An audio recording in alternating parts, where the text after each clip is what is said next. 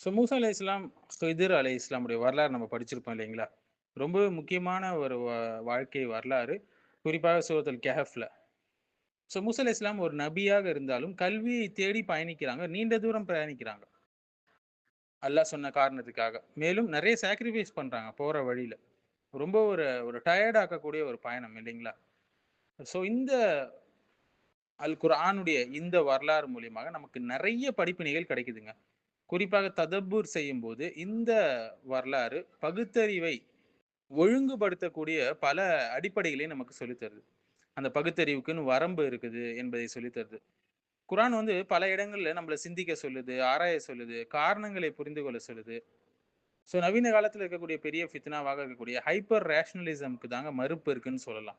இந்த வரலாற்றை நம்ம படிக்கும்போது. ஹைப்பர் ரேஷனலிசம்னா என்னன்னு பார்த்தீங்கன்னா, எல்லா விஷயங்களும் உடனடியா என்னுடைய அறிவுக்கு முழுமையா விளங்கணும். எனக்கு அப்படி விளங்குனனா, அத ஏத்துக்கொள்ள மாட்டேன்.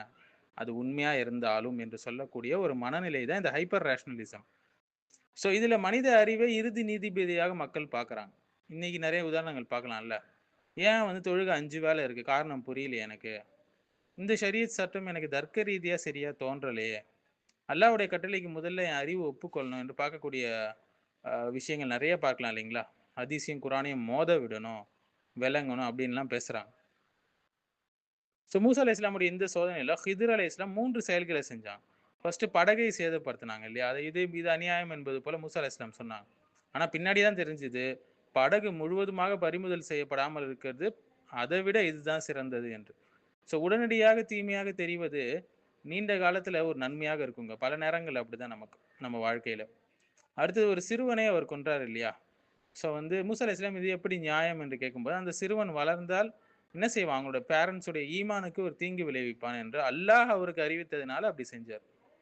மனித மனுஷன் என்ன பார்க்குறான்? நிகழ்காலத்த தான் பார்க்குறான். பிரசன்ட்ட மட்டும் தான் பார்க்குறான். ஆனா அல்லாஹ் எதிர்காலத்தையும் அறிகிறான். 3வது சுவர ஃப்ரீயா கட்டி தர்றாரு. இதுக்கு நம்ம கூலி வாங்கியிருக்கலாமேன்னு சொல்லும்போது, அந்த சுவருக்கு கீழே 2 அனாதைகளுடைய புதையல் இருக்குது என்று சொன்னாங்க.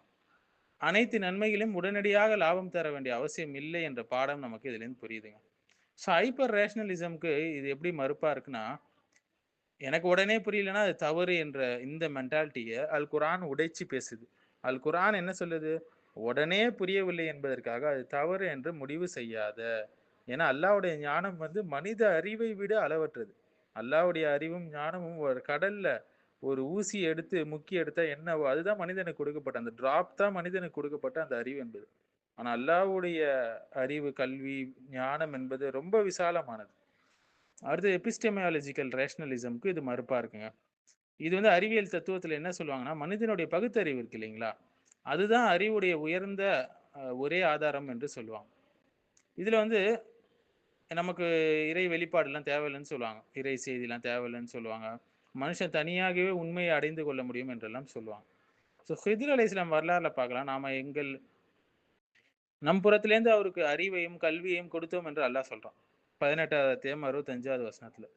இது சாதாரண மனித ஆராய்ச்சியால கிடைத்த அறிவு கிடையாதுங்க. அல்லாஹ் வழங்கிய சிறப்பான அறிவு. மனித அறிவுக்கு அப்பாற்பட்ட அறிவும் இருக்குது இல்லைங்களா? நம்ம புரிஞ்சு கொள்ள முடியுது. மூசா அலைஹிஸ்ஸலாம் ஏன் எதிர்த்தாங்க? அவங்களுக்கு கிடைச்ச ஷரியத்தின் அடிப்படையில அத எதிர்த்தாங்க. ஆனா அல்லாஹ் சுப்ஹானஹு வ தஆலா அவருக்கு என்ன காட்டினான்? உங்களுக்கு தெரியாத ஞானமும் இருக்கிறது என்று காட்டுறான். நவீன உலகத்துல இன்றைக்கு பலர் சொல்றாங்க இல்லைங்களா? சயின்ஸ் எல்லாத்துக்கும் பதில் சொல்லும். ஆ ரிலிஜன் வந்து லாஜிக் பாஸ் பண்ணா தான் நாங்க நம்புவோம். புது புது அதிசயங்கள்லாம் வந்து இம்பாசிபிள் அதெல்லாம் நடக்க வாய்ப்பே இல்ல. எதுவா இருந்தாலும் லேப்ல வச்சு டெஸ்ட் பண்ணா தான் நாங்க நம்புவோம் என்றெல்லாம் சொல்றாங்க இல்லைங்களா? காத்த பார்க்கல நாங்க நம்ப கடவுள பார்க்கல நாங்க நம்ப முடியாது அப்படிலாம் சொல்றாங்க. காத்த கூட தான் கரண்ட்ல பார்க்கறது இல்ல. கரண்ட்ட கூட தான் கண்ணால பார்க்கறது இல்ல. அதுக்காக அது இல்லன்னா முடிவு எடுக்கிறோம். அத அனுபவிச்சுட்டு போறோமா இல்லையா? சாதாரண இதெல்லாம் பிணங்கள். படைப்பாளன் சுப்ஹானல்லாஹ் மகத்துவமானவன். மனித அறிவியல் வந்து உண்மைகளை கண்டறிய உதவுதுங்க. ஆனால், அதனால் அல்லாஹ்வுடைய முழுமையான ஞானத்தை உங்களால அளவிட முடியாது. இத்தனைக்கும் மூசா அலைஹிஸ்ஸலாம் உலுல் அஸம் 5 உறுதியான நபிமார்கள்ல ஒருத்தவங்க. அல்லாஹ்விடம் நேரடியாக பேசிய ஒரு நபி. மிகப்பெரிய ஞானம் பெற்றவங்க. அவருக்கே அல்லாஹ் வந்து இன்னொருத்தர்கிட்டேருந்து நீ அறியாத ஒரு கல்வி இருக்கிறது என்பதை உணர்த்துறான்னா, நம்பலாம் ஏமாத்துறோம்.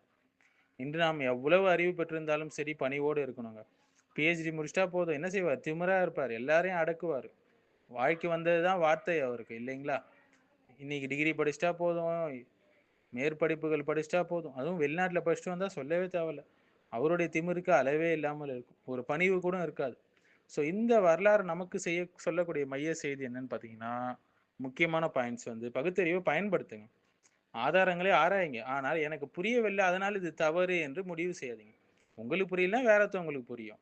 உங்களை விட கல்வி அதிகம் உடையவங்களுக்கு புரியும். கேட்டு தெரிஞ்சு கொள்ளுங்க.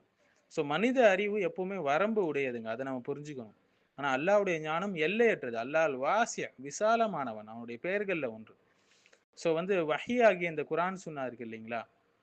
நம் உண்மையை அறிய அது அத்தியாவசிய வழிகாட்டுதுங்க. சில நேரத்துல குர்ஆன் சுன்னால இருக்கக்கூடிய விஷயங்கள் நம்ம மனித அறிவுக்கு புரியாது. புரியவில்லை என்றாலும் நாம் கீழ்ப்படிய வேண்டும். ஏனென்றால் அது அல்லாஹ் அருளியது. அல்லாஹ் நேர்வழியை மட்டும் தான் அருளுவான். காலுக்கு மேல மசக் செய்யறது கூட பாருங்க. இல்லைங்களா? காலுக்கு கீழ மசக் செய் என்று உன்னுடைய அறிவு சொல்லும். ஆனா காலுக்கு மேல மசக் செய் என்று அல்லாஹ் சுப்ஹானஹு வ தஆலா சொல்றான். ஸோ அல்லாஹ் சுப்ஹானஹு வ தஆலா சொல்லுவதுதான் நேர்வழி. அதுதான் ஹைர்.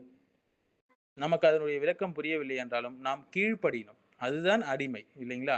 அதுதான் படைத்த இறைவனுக்கு கீழ்ப்படிவதை விட ஒரு நல்ல விஷயம் வேற என்ன இருக்க முடியும்? அல்லாஹ்வுக்கு கீழ்ப்படியல் என்றால் மற்ற விஷயங்களுக்கு கீழ்ப்படிவான். ஊருக்கு கீழ்ப்படிவான், கல்ச்சருக்கு கீழ்ப்படிவான், மனோ இச்சைக்கு கீழ்ப்படிவான். எல்லா கேடுகெட்ட தத்துவங்கள், கருத்துக்கும் கீழ்ப்படிவான். அடிமையா இருப்பான் இல்லையா? அதை விட சிறந்தது அல்லாஹ்வுக்கு அடிமையாக இருந்துட்டு போவது.